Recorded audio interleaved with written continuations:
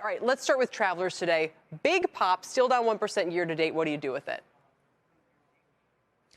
So this one, I'll start where you started, Kelly. So they boosted their dividend. The record date for that dividend to own the stock is June 9th. So people still want to own things that have a return on it. So you could see some follow through on this buying. If you look at the buyback, added $5 billion to the buyback. There's $1.6 billion left. So that has a little bit of a stabilizer to it. You don't buy a stock because of the buyback, because the buyback is not able to run the stock up due to the regulations that are required within a buyback. I would wait on this one, though, Kelly, because whenever you see a pop like this, they always come back and there's always a little bit of reversion. I'll give you a little bit of a guideline where you would wait to. I would wait to the 100-day holds, which is the 182.20 level. Let's see if that can hold for about 3 days. Yeah, you say this landscape has been, much more cautious than today's action would have you seem. All right, so you're waiting this one out, Steve. Let's move on and talk about Tesla. The shares are up nearly 50% this year, but they are down about 1% today after another round of price cuts. Let's get to Phil LeBeau with that story and a preview. Hi, Phil.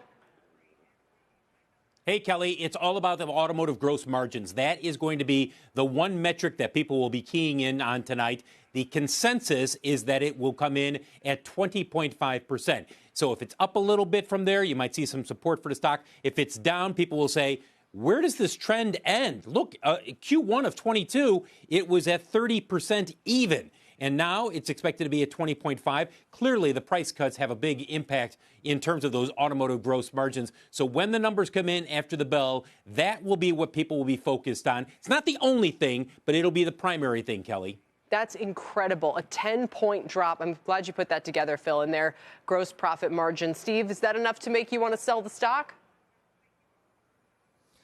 No, I think it's all, the stock market is all a relative performance. So why don't you slap up there, GM's profit margin on EVs or Ford?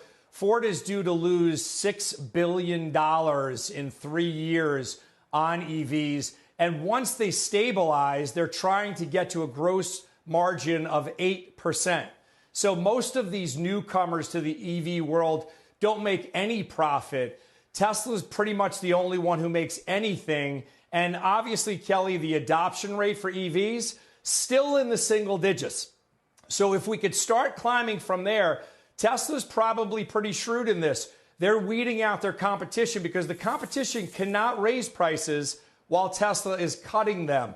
Tesla has the scale, Tesla has the know-how. And if you look at it, the stock is up 48% year to date.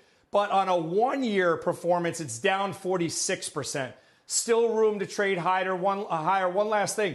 You said that the implied option move is 15%. That probably, if we're lucky and we get a pop, that gets you to almost a 200-day moving average, which is right around $213. I can hear people cheering you on as you're saying that. Go get them, Steve. All right, we'll see if they can meet those expectations tonight and going forward. And we'll turn to, finally, SL Green. In a new note, Morgan Stanley expects office REIT earnings to contract 10% this year. But analyst Ronald Camden notes some bright spots, including at SLG, saying they're on track to hit their leasing target. Diana Olick has a preview. This name's up 4% today, Diana.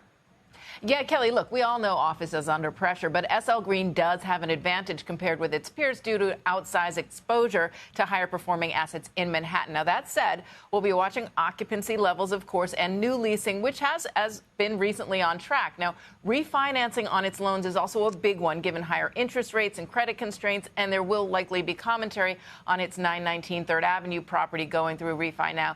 And, of course, we'll be looking for anything on return to work and how that's all going, Kelly. And, Steve, I'm trying to think of which way you're going to break on this. With the herd who tells us about the impending commercial real estate doom or otherwise, what do you do?